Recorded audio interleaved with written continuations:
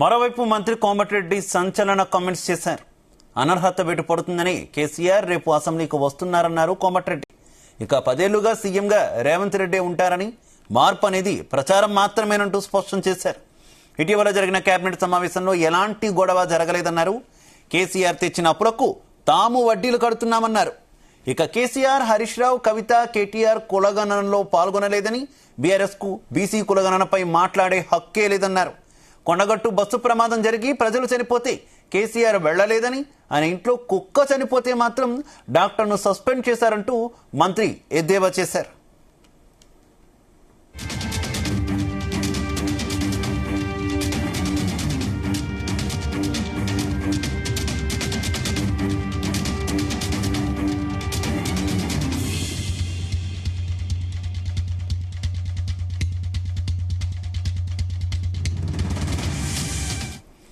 మంత్రి కోమటిరెడ్డి వెంకటరెడ్డి సంచలన కామెంట్స్ చేశారు.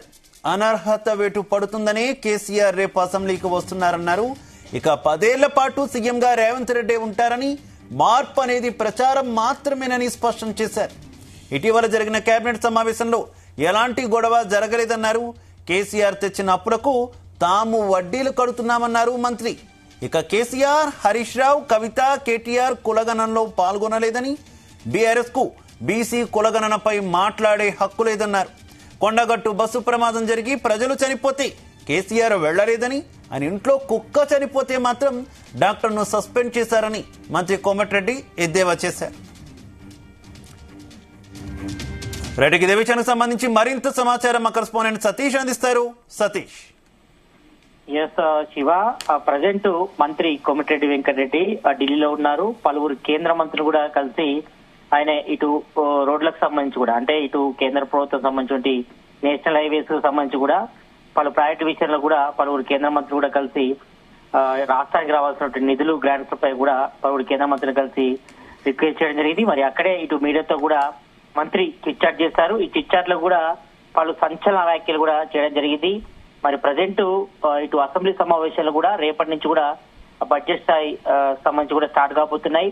మరి ఈ నేపథ్యంలో మరి కేసీఆర్ రేపు గవర్నర్ ప్రసంగం నేపథ్యంలోనే మరి తనపై అనర్హత వేటు పడుతుందని కూడా రేపు కేసీఆర్ అసెంబ్లీ కూడా వస్తున్నట్టు కూడా మరి మంత్రి కోమటిరెడ్డి వెంకటరెడ్డి కూడా చెప్పడం జరిగింది. అయితే గత 10 ఏళ్లలో కూడా మొత్తం ఆర్థిక విధ్వంసం కూడా కేసీఆర్ చేశారని, దాదాపు 7 లక్షల కోట్లు అప్పు చేస్తే మరి కేసీఆర్ తెచ్చిన అప్పులకు మరి ప్రజెంట్ తెలంగాణలో ఉన్నటువంటి కాంగ్రెస్ గవర్నమెంట్ వడ్డీలు కడుతూ పోతుందని కూడా ఆయన చెప్పడం జరిగింది. మరి 10 ఏళ్ల పాటు తెలంగాణలో కాంగ్రెస్ అధికారంలో ఉంటుందని, మరి రైతులకు బోనస్ ఇచ్చామని ఆనందంలో కూడా రైతులందరూ ఉన్నారు. ఎందుకంటే ఇప్పటికే ఇటు తెలంగాణలో కాంగ్రెస్ గవర్నమెంట్ ఏర్పడిన తర్వాత దాదాపు ఫస్ట్ టర్మ్ లో 5 పథకాలు ఇంప్లిమెంటేషన్ చేశారు. మరి మొన్న అంటే గత నెల జనవరి 26న కూడా 26న 4 పథకాలు కూడా ఇంప్లిమెంటేషన్ చేశాం. కాబట్టి మరి ఒక్కొక్క పథకాన్ని కూడా ఇంప్లిమెంటేషన్ చేసుకుంటూ వెళ్తున్నామని కూడా చెప్పడం జరిగింది. మరి రైతులకు సన్నవాట్లకి 500 రూపాయల బోనస్ కూడా ఇచ్చామని మరి ఆనందంలో రైతులందరూ ఉన్నారు.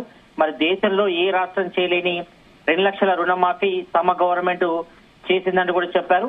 మరోవైపు ఇటు మెదక్ తుఫాన్ లో స్కూల్ బస్ కి ప్రమాదం జరిగి చనిపోతే కనీసం కేసీఆర్ అప్పుడు సీఎం హోదాలో ఉండి కనీసం పిల్లలు కూడా చూడలేదని, మరి కొండగట్టు బస్సు యాక్సిడెంట్ లో జరిగిన ప్రజలు కూడా కొంతమంది చనిపోతే మరి కేసీఆర్ అక్కడ కూడా వెళ్ళలేదు, కనీసం అటువైపు చూడలేదు, కనీసం సహాయక చర్యలు కూడా చేపట్టలేదు.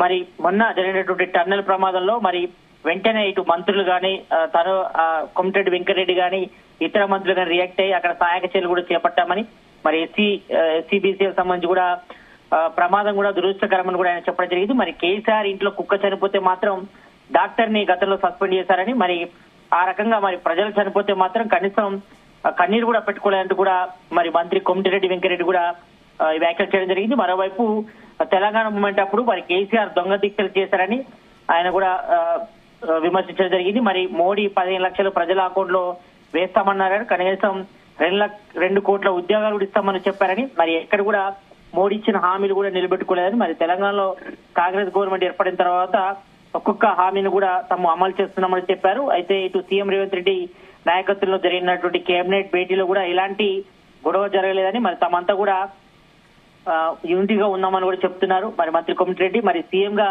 రేవంత్ రెడ్డి 10 ఏళ్ల పాటు ఉంటారని, ఎలాంటి మార్పు ఉండదని ఈ ప్రచారంలో మాత్రం అదంతా కూడా తప్పు అని కూడా ఆయన చెప్పడం జరిగింది. మరి సీఎం రేవంత్ రెడ్డి చేసినటువంటి అభివృద్ధి కార్యక్రమాల నేపథ్యంలో వచ్చే 10 ఏళ్ల పాటు కూడా సీఎం రేవంత్ రెడ్డి కూడా 10 ఏళ్ల పాటు ముఖ్యమంత్రిగా ఉంటారు. మరి ఆయనకు ఇటు అందరం కూడా సపోర్ట్ కూడా చేస్తామని చెప్పారు. ఇటు రాష్ట్రంలో ఇప్పటికే ఇటు 200 యూనిట్ల ఉచిత విద్యుత్ కూడా అందిస్తున్నాం కాబట్టి మరి రాష్ట్రంలో అందరూ కూడా ఇప్పుడు సన్నవడ్లు కూడా వేశారు కాబట్టి మరి వాళ్ళకి బోనస్ కూడా ఇచ్చాము. మరి త్వరలోనే ఇటు రేషన్ షాపుల ద్వారా ఇటు సన్న బియ్యం కూడా ఇస్తామని కూడా చెప్పడం జరిగింది. ఇక నిజామాబాద్ రైతులకు 95 కోట్ల రూపాయలు కూడా 95 కోట్ల రూపాయల సన్నవడ్లకు కూడా బోనస్ వచ్చిందని కూడా మరి ఈ విషయంలో మాత్రం రైతులంతా కూడా సన్నవడ్లకు సంబంధించి కూడా ఆనందం వ్యక్తం చేస్తానంటే ఒకవైపు రైతు రుణమాఫీ చేస్తూనే మరోవైపు ఇటు సన్న రకాలకు కూడా 500 రూపాయల బోనస్ ఇచ్చిన గవర్నమెంట్ తమ కాంగ్రెస్ గవర్నమెంట్ కూడా ఆయన చెప్పుకొచ్చారు. ఇక మొన్న జరిగినటువంటి ఉపాధ్యాయ గ్రాడ్యుయేషన్ ఎమ్మెల్సీ ఎన్నికల్లో మరి అభ్యర్థిని కూడా బీఆర్ఎస్ నిలబెట్టలేదు.